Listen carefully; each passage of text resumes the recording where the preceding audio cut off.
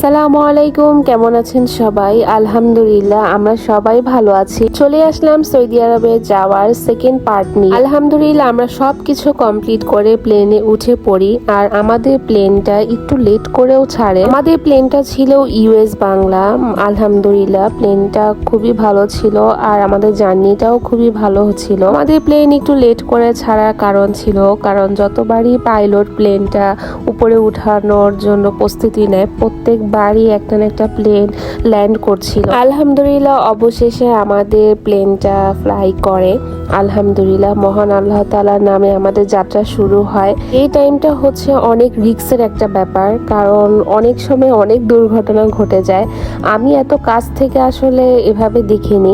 যতবারই আমি প্লেনে উঠেছি, মানে এর আগে যখন উঠেছিলাম, প্রত্যেকবারই আমার রাতেই ফ্লাইট ছিল। এই কারণে আমি আকাশটা এত ক্লিয়ারলি দেখিনি বা ল্যান্ড করার টাইমও বুঝিনি। সুবহানাল্লাহ, আল্লাহ তাআলার কত সুন্দর এই পৃথিবী গড়া, কত সুন্দর করে গড়েছে। প্লেন ছাড়া কিছুক্ষণ পরে বাচ্চাদের খাবারটা দিয়ে দেওয়া হয়। এটা খুবই ভালো ছিল আমার জন্য, এটা খুবই ভালো হয়েছে, কারণ আসলে বাচ্চাদেরকে আগে খাওয়ালে পেট ভরা থাকে, ওরা রিল্যাক্সে থাকে। ওদের খাওয়ার প্রায় 10 থেকে 15 মিনিট পর আমাদের খাওয়া দাওয়াটা চলে আসে। তাদের সার্ভিসটা আমার কাছে খুব ভালো লেগেছে। তারা একটু পরপরই খাবার সার্ভ করছিল, একটু পরপর কেয়ার করছিল, খুব ভালো লাগলো। তাদের কোনো মনিটর সিস্টেম ছিল না আর চার্জারের কোনো পয়েন্টও ছিল না, যেটা আমার কাছে একদমই ভালো লাগেনি। কারণ এত লং জার্নির পর ফোনে কিন্তু চার্জ থাকে না। যেমন আমার ফোনে কোনো চার্জই ছিল না, আমার ফোন টোটালি অফ হয়ে গিয়েছিল। আমি তাদেরকে বলেছিলাম যে আমার জন্য একটুর জন্য যেন চার্জার পয়েন্ট করে দেওয়া হয়, কিন্তু তারা দেয়নি। আমার হাজবেন্ড বাহিরে দাঁড়িয়েছিল, কোনো ভিডিও বা কোনো কিছু নিতে পারেনি, যেহেতু আমার ফোনে চার্জ ছিল না। আর ওর বাবা অনেকক্ষণ ধরে ওয়েট করছিল আমাদের জন্য, কারণ আমাদের একটু লেট হয়েছে বের হতে। তো এই তো আমাদের জন্য ফুল নিয়ে আসে, খুব সুন্দর সুন্দর, আমাদের 3 জনের জন্য 3টা তোড়া নিয়ে আসে, যেটা অনেক সুন্দর লেগেছে, অনেক ভালো লেগেছে দেখে। বাসায় এসে আমি তেমন একটা রেস্টের টাইম পাইনি। আমি এসে কার্টুনগুলো খোলার চেষ্টা করছিলাম, কারণ হচ্ছে আমার হাজবেন্ড সেদিন খুবই বিজি ছিল। মাশাআল্লাহ তার দোকানে অনেক কাজ ছিল, এই জন্য সেও সময় দিতে পারেনি। এদিকে আমার মেয়ে ভিডিও করছে আর আমি সবগুলো কার্টুন খুলে ফেলছি। তার কারণ হচ্ছে এখানে ফ্রোজেন আইটেম আছে, এগুলো তাড়াতাড়ি ডিপ করতে হবে, না হলে এগুলো নষ্ট হয়ে যাবে। অনেকক্ষণ বাহিরে ছিল, অনেক লং টাইমের জন্য ছিল। সবকিছু গোছগাছ করে আমি এখনো ভিডিও করিনি, ঘুমিয়ে পড়ি। এটা ছিল তার পরের দিন এত বৃষ্টি হয়েছিল সৌদি আরবে। আমি আসার একদিন আগের থেকে নাকি শুনলাম যে প্রচুর পরিমাণে বৃষ্টি হচ্ছে, আর বৃষ্টির সাথে এত বাতাস।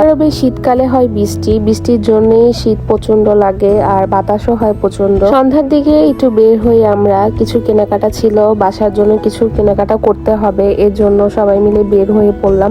বের হয়ে দেখি মাশাআল্লাহ কি সুন্দর একটা ক্যাট, আমার খুব ভালো লেগেছে। বানির কথা মনে পড়ছিল, আমাদেরও একটা বিড়াল আছে, সবাই জানে এটা। বের হয়ে সবার ফার্স্টে নেওয়া হয়েছিল নাস্তা করে তারপর আমরা চলে যাব মার্কেটে, কারণ বাসার জন্য অনেক কিছু কিনতে হবে। আমাদের চুলাটাও তখন লাগানো হয়নি, আর এত পরিমাণে ঠান্ডা ছিল বাইরে। রাতের ডিগ্রি ছিল 5 কি 4 ছিল ডিগ্রি, এত পরিমাণে ঠান্ডা ছিল। আর সৌদি আরবে এটাই প্রথম যে এত পরিমাণে শীত পড়েছে।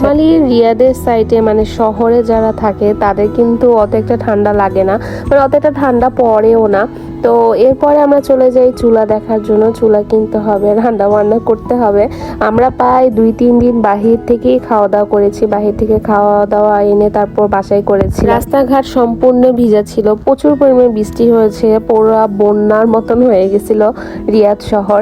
এরকম নর্মালি হয় না, এবার কেন যে হলো উপর আল্লাহ ভালো জানে। এত পরিমাণে ঠান্ডা ছিল যে এবার যারা রুম হিটার কিনেছে তারা একদম বেঁচে গেছে। আবার অনেকেই দেখলাম রুম হিটার কিনতেছিল, কারণ মানে বাসা পর্যন্ত টিকে থাকা যাচ্ছিল না, এত পরিমাণে ঠান্ডা ছিল। পরে আমরা চলে যাই 5 রিয়েলের মার্কেটে। সৌদি আরবে খুবই জনপ্রিয় একটা মার্কেট।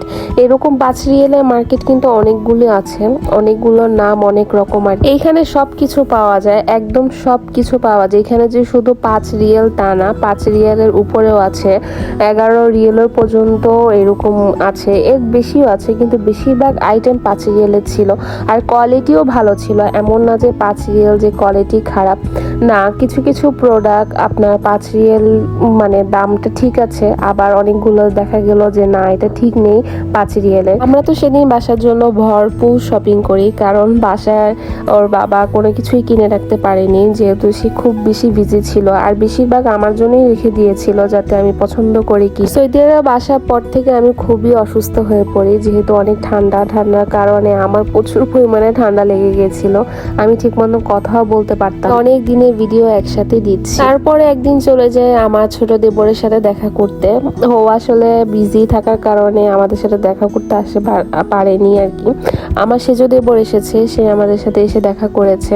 তো আমরাই যাই তার সাথে দেখা করার জন্য। উনি একদিন এসেছিল রাতে, ওনার কাজ শেষ করে এসেছিল। দোকানে সাইডে একটা পার্ক হয়েছিল নতুন, সেই পার্কে আমরা এর আগের বছর যাইনি, এই জন্য সেদিন রাতে আর কি যাই একটু হেঁটে আসার জন্য।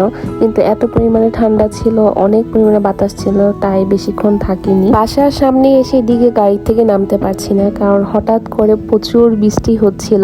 এত পরিমাণে বৃষ্টি হচ্ছিল যে আমরা গাড়ি থেকে নেমে যে বাসায় ঢুকবো সেটাও পর্যন্ত পারছিলাম না। ও প্রচন্ড পরিমাণে বৃষ্টি হচ্ছিল, আর অনেক পরিমাণে শীত পড়েছিল সেদিন।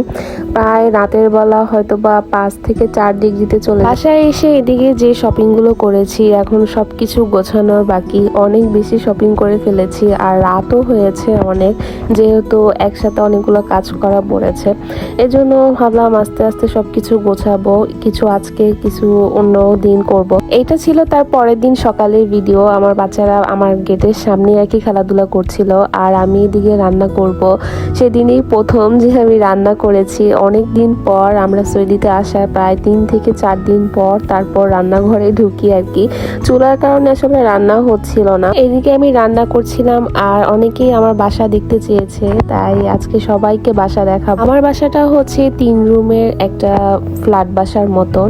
এটার ভিতরের সাইডেও থাকা যায়, আবার সামনে একটা সিঙ্গেল রুম আছে। মানে আপনি চাইলে একটা সিঙ্গেল ফ্যামিলিও থাকতে পারবে, আর ভিতরে ফ্যামিলি সহ আর কি যাদের ফ্যামিলি বড় তারাও থাকতে পারবে। আমরা যখন গতবার এসেছিলাম তখন আমরা পুরাটা নিয়েই থেকেছি। এখন তারপর যখন আমরা চলে যাই তখন আমার হাজবেন্ড আর কি ভিতরে একটা অন্য দেশের যারা আছে তাদেরকে ভাড়া দেয় আর কি, কারণ শুধু শুধু এত বড় বাসা খালি রেখে কোনো লাভ নেই। আমি বলেছিলাম যে ভাড়া দিয়ে দিতে, আবার আমার হাজবেন্ড বলেছে তোমরা আসার পর তারপর আমি তাদেরকে উঠিয়ে দিব। কিন্তু আমি ভাবলাম যে না, তাদেরকে উঠানো দরকার নেই, যেহেতু আমরা এবার বেশি দিনের জন্য যাব না, তাই আর তাদেরকে উঠিয়ে নিই, আমরা সিঙ্গেল রুমটাতেই উঠি। মাশাআল্লাহ, আমার হাজবেন্ড খুব সুন্দর করে বাসা সাজায় আমাদের জন্য। ও অনেক ব্যস্ততার মাঝে সবকিছু করেছে। আসার অনেকগুলো দিন শেয়ার করলাম, একসাথে অনেকগুলো ভিডিও শেয়ার করলাম। তো আজকে এই পর্যন্তই, সবাই ভালো থাকবেন, আল্লাহ হাফেজ।